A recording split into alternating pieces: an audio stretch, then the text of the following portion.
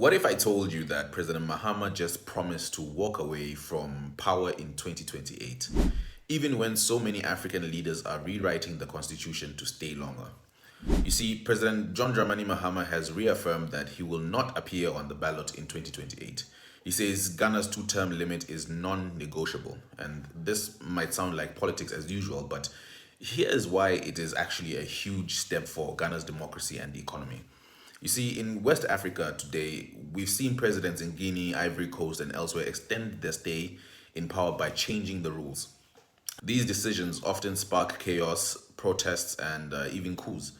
Ghana, on the other hand, has built a reputation as a stable democracy with peaceful transfers of power. By refusing a third term bid, Mahama is strengthening that reputation and distancing Ghana from the crisis facing many of our neighbors. But this is not just about politics. It's also about the money. It's also about the debt and your everyday cost of living. You see, Ghana has a history of governments overspending during elections just to win votes. And when that happens, inflation spikes. And when that happens, the cedi crashes with government debts ballooning. And as usual, we end up at the IMF. It is a cycle we've been repeating over and over again. And Mahama says because he will not be a candidate in 2028, he can resist that temptation to overspend. He claims he will enforce fiscal discipline and avoid election year economic chaos. And honestly, I believe him. If he can stick to this, it could mean a stronger cedi, low inflation, and fewer IMF bailouts.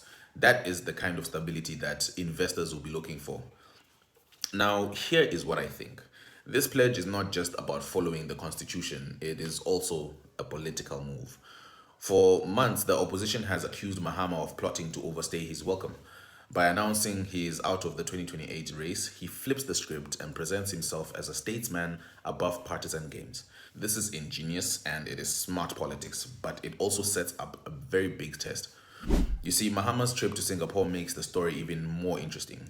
Singapore is famous for discipline in government spending and for turning itself from a poor island into one of the world's richest countries at the moment. By linking himself to Singapore, Mahama is sending a clear signal. He wants to be remembered as the president who restored discipline to Ghana's economy. Now, the real question is this: can Mahama truly leave behind a legacy of discipline and stability, or will this be another political promise we forget by 2028? So, what do you think? Can Mahama actually keep Ghana out of the election year spending trap? Drop your thoughts in the comments.